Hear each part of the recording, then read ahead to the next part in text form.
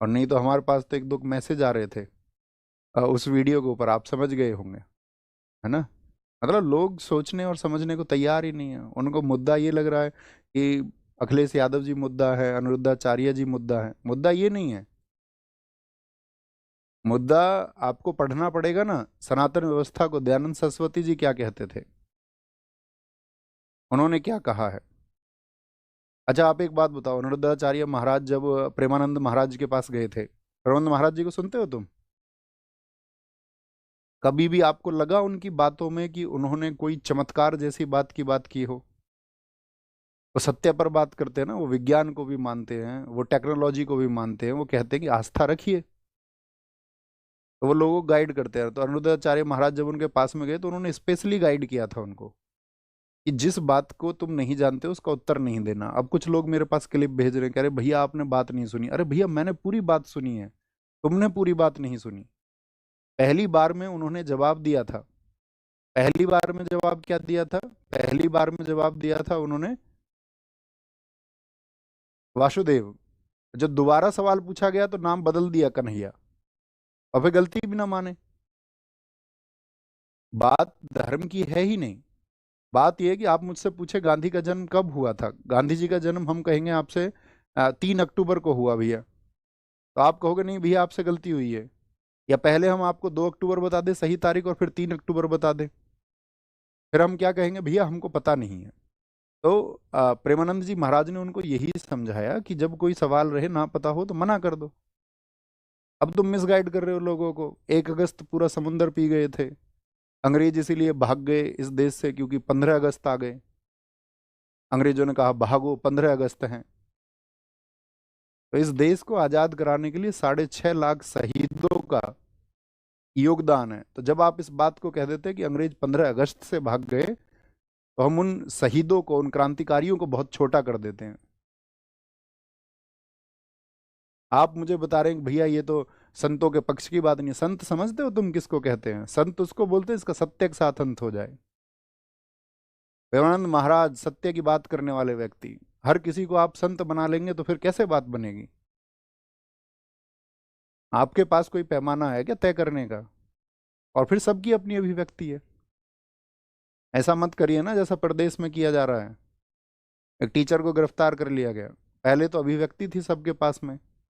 भगत सिंह जी ने अंग्रेजी राज में लिखा मैं नास्तिक क्यों हूं। उन्होंने प्रमाण दिया। उन्होंने कहा मैं ईश्वर को नहीं मानता। तो इसका मतलब ये थोड़ी है ब्रिटिश सरकार उनको इस बात के लिए फांसी दे देगी। उनको फांसी हुई राजनीतिक कारणों की वजह से।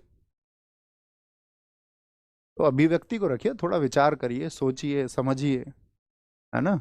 और नहीं समझोगे और नहीं सोचना चाहते हो तुम्हारी मर्जी है। दुनिया में सब व्यक्ति एक सही रास्ते पर नहीं चलते हैं। दुनिया में सारे लोग अच्छे नहीं हो सकते। इसकी कल्पना भी नहीं की जा सकती। और हम चाहे बेशक कितनी भी अच्छी बातें कर लें, वो कल्पना से परे की चीजें हैं, एकदम परे की।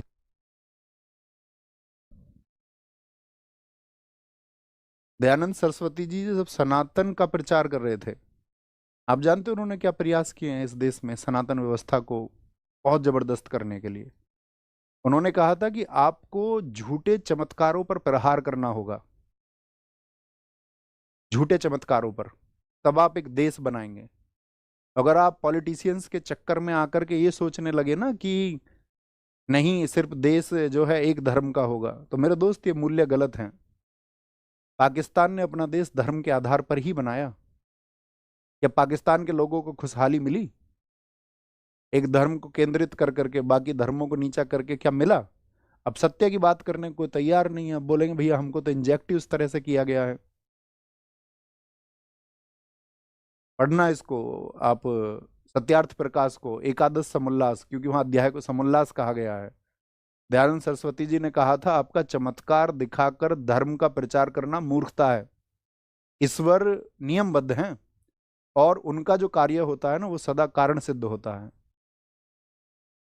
अब जिंदगी तो बीत गई इंस्टाग्राम चलाते हुए, तो पता कहाँ से चलेगा। अच्छे लोगों को फॉलो करिए, अच्छे लोगों को सुनिए, और जब कोई व्यक्ति सही बात नहीं करता तो थोड़ा विरोध करना सीखिए। यही शिक्षा है। ऐसे नहीं एक बहती धारा में सवार हो गए और फिर सबका विरोध करिए।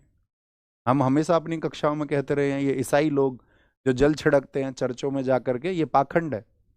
हमने हमेशा कहा, छांगुर बाबा ने क्या किया यूपी में? तुम लगे रहे ना अंगूठी बनवाने के चक्कर में, धर्मांतरण के चक्कर में फंसे गए जमालुद्दीन, छांगुर बाबा। तो ये ऐसा नहीं है किसी एक धर्म में, ये सभी धर्मों में है। हर एक धर्म में इन लोगों का नेटवर्क है। आओ आगे। तो क्या बोला, हिंदुस्तानी संगीत दो तत्वों पर आधारित है, राग और ताल। और कोई कोई तो मेरे पास मैसेज करता, कह रहा भैया तुम ध्यान से सुनो। अरे मैं ध्यान से सुन चुका मेरे भाई, आपको बहुत ध्यान देने की जरूरत है, आप अभी युवा अवस्था में हो, ठीक है, अभी बहुत सुधार की जरूरत है, ठीक है।